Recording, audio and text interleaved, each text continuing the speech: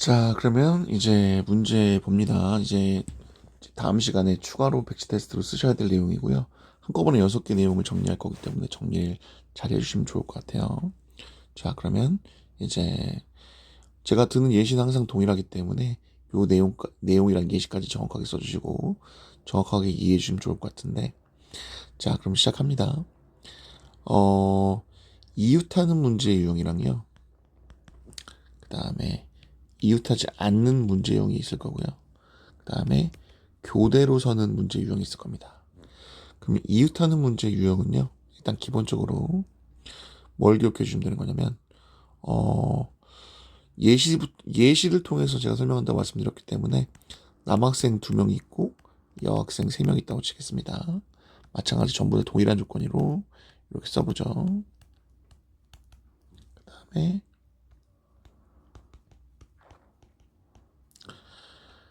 그다음에 남셋 여셋 이렇게 쓸 거고요.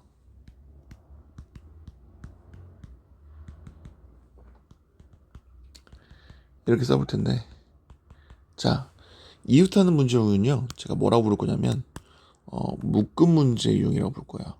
묶음. 그죠? 그래서 예시를 한번 들어보자면 서로 다른 5명 이렇게 있죠.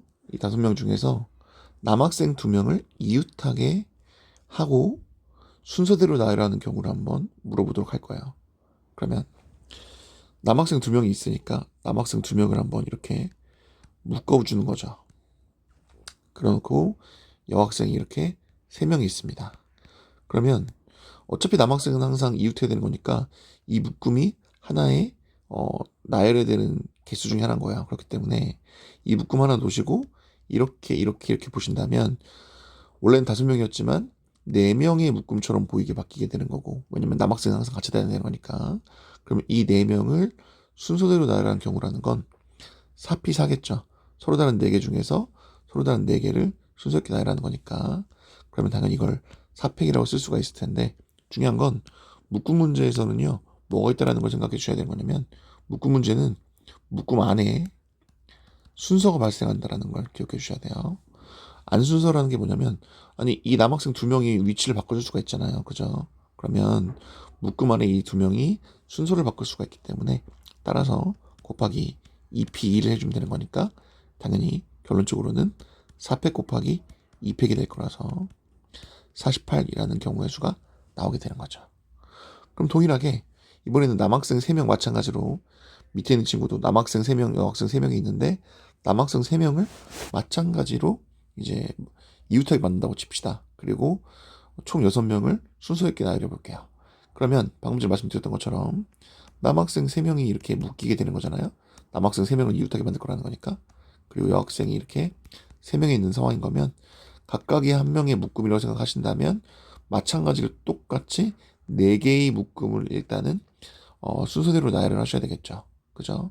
그런데 묶음 안에 순서가 발생된다고 했기 때문에 서로 다른 3명이 서로 다른 3개의 자리에 순서 있게 나열이 되면 되는 거라서 여기다 3팩을 곱해주시면 얘기가 끝나게 된다는 거죠. 그럼 이 친구는 24 곱하기 6이 되시는 거니까 144라는 경우의 수가 나온다라는 것을 우리가 알 수 있게 된다는 거죠. 자, 그러면 이웃하지 않는 문제 유형은요, 어떻게 기억해 주시면 되는 거냐면, 이웃하지 않는 문제 유형은 2가지 풀이 방법이 있어요. 첫 번째가 뭐냐면 여사건으로 푸는 방법이 있고요. 그리고 기둥세우기라는 방법이 있어요. 여사건이라는 것을 우리가 지난 시간에도 말씀드렸지만 전체에서 반대가 되는 상황을 빼는 거거든요. 그런데 여사건이라는 걸 사용하려면 이웃하지 않아야 되는 대상이 2명일 때까지만 가능해요. 3명일 때부터는 안 되는데 왜 그런지 한번 설명을 해보도록 하겠습니다. 자, 여기 이렇게 문제가 나왔어요. 남학생 2명을 이웃하지 않게 만들 거예요. 그럼 동일하게 여기 5명이 일렬로 나열되는 경우의 수라는 것은 5팩이겠죠. 그런데 남학생이 이웃하지 않으면 되는 거니까 반대 상황은 남학생이 이웃하는 거죠. 그런데 우리가 이미 여기 구해놨죠. 남학생 2명이 이웃하는 건. 그래서 이렇게 빼줘도 문제는 안 됩니다. 그죠? 괜찮겠습니까? 그러면 이게 72라는 경우의 수가 생기게 되는 거죠. 근데 문제는 뭐냐면 이제 이웃하지 않아야 되는 사람이 3명 이상이 된다면 이때 문제가 생기는데 왜 문제가 되는 거냐면 문제를 들어보세요. 6명을 순서대로 나갈 겁니다. 다만 남학생 3명은 이웃하지 않게 만들게요 라고 한다면 여러분들이 이렇게 생각하기 쉬운데 600 빼기 이미 여기 남학생 3명 이웃하는 걸 알고 있으니까 4팩 곱하기 3팩을 빼면 되지 않겠습니까? 라고 생각할 수가 있습니다. 하지만 이 친구는 말이 되지 않죠. 왜냐면 남학생 3명이 이웃하지 않는다고 했어요. 근데 이 친구는 남학생 3명만 이웃하는 경우를 뺐죠. 무슨 얘기냐면 이런 경우도 존재할 수 있다는 거죠. 남학생 2명 이렇게 있어요. 남학생 3명이 있지만 남학생이 사실은 이렇게 될 수도 있는 거 아닙니까? 이렇게 남학생이 2명만 이웃하고 1명은 떨어져 있는 경우도 존재할 수가 있는 거잖아요.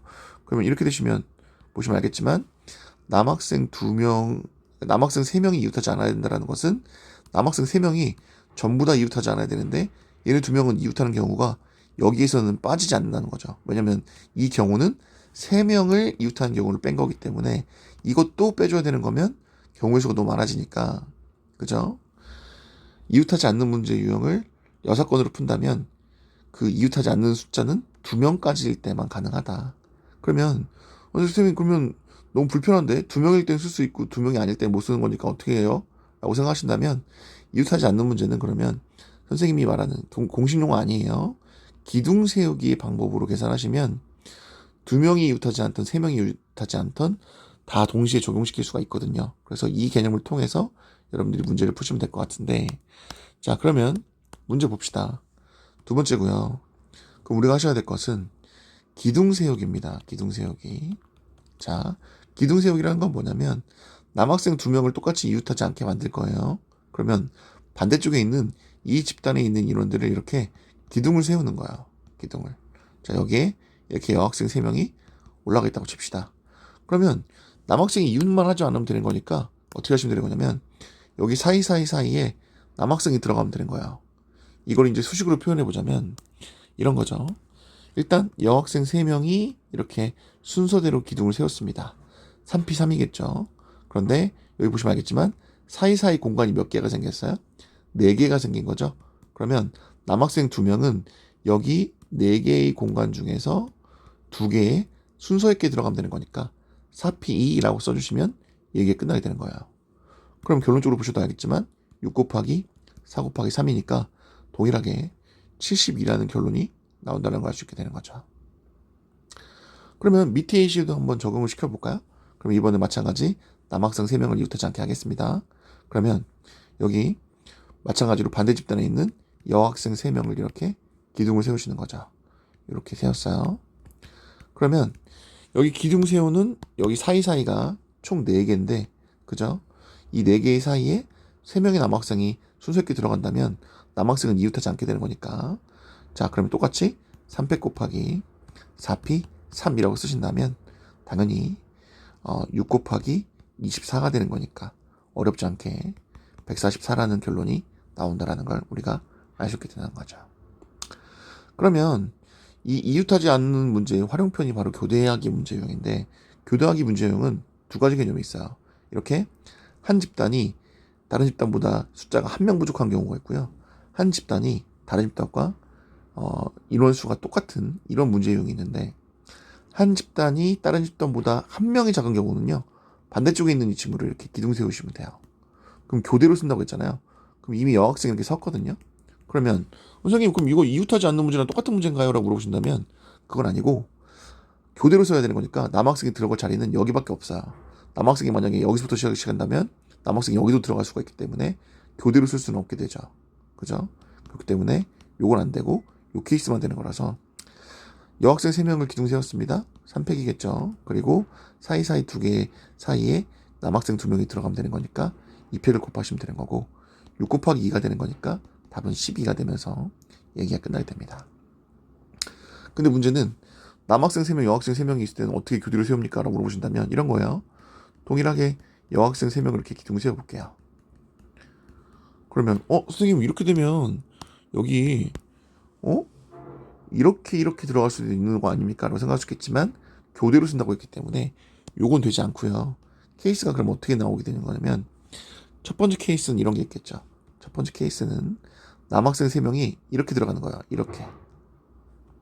이게 첫 번째 케이스겠죠. 그리고 두 번째 케이스는 뭐겠습니까? 남학생 3명이 이렇게 쓰는 거야.